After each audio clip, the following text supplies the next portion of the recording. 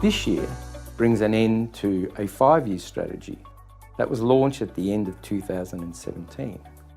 And the transformation that has occurred since then is truly extraordinary. Back then, our annual turnover was around $9 million. In June this year, our turnover was over 16 million. That's an 80% growth. We had around 80 staff back then. In June, we had over 140. What's important about this, of course, is not the numbers, but what this means for communities. And essentially what it means is an expansion of our services. In 2017, we had 4 funded services within the Family Law Program and 1 funded through DSS, the Financial Counselling. Our regional coverage at the time consisted largely of services within Southeast Metro Melbourne and Gippsland. Today, our services range from the Mornington Peninsula, the northern suburbs of Melbourne, right through to the west, as far west as Corio. We now have 12 separately funded services, with a huge expansion in services for older people, including elder abuse services, residential aged care facilities mental health programs, and Care Finder, which is a program designed to help people navigate through the complex aged care system. We've expanded our mental health programs to include accessible psychological interventions across the southeast region. We now have 2 children's contact services, one in Narre Warren and one in Sale, and they are a truly special place with playground and lots of activities for children that are reconnecting with a parent.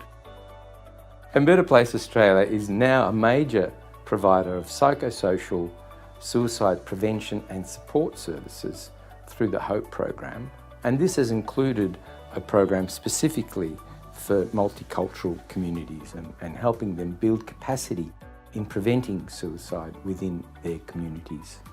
5 years ago, we launched the Centre for Better Relationships, which is a research and advocacy unit that we fund, really to help us build the body of knowledge across the sector and provide strong evidence for improving the efficacy of our programs.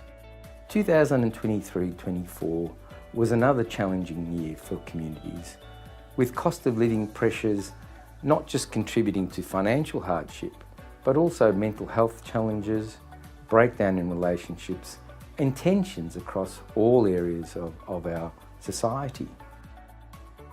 This resulted in an increased demand for our services, which of course puts pressure on all our staff. I'm really proud to say that our staff really held up.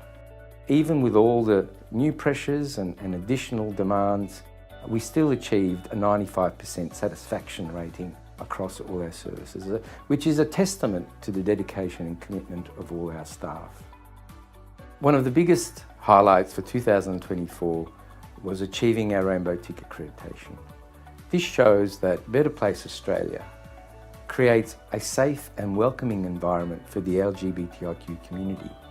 This is not just reflected in our policies and procedures, but is embedded in the cultural DNA of our organisation. And I'm proud to say that the assessors actually acknowledge that very thing. Going forward, in 2024-25, we will be launching a new 5-year strategic plan, which has had extensive consultation. This plan will have a major focus on innovation, and in particular, technological information that will add to the way we deliver services and provide greater choices to our customers. Over the next 5 years, we also want to be an exemplar for the sector, not just in how we deliver services, but creating a truly great place to work for our staff. So in conclusion, I'd like to thank everyone who has contributed to the success of Better Place Australia. This includes our board, a group of individuals who dedicate their time and provide guidance and direction to the organisation. To our funders, thank you for contributing to our growth and expansion in recent years. And of course, a big thank you to our staff, a group of dedicated, committed individuals who are the true champions that have made Better Place Australia a progressive, for-purpose organisation that makes a positive impact to people's lives. Thank you.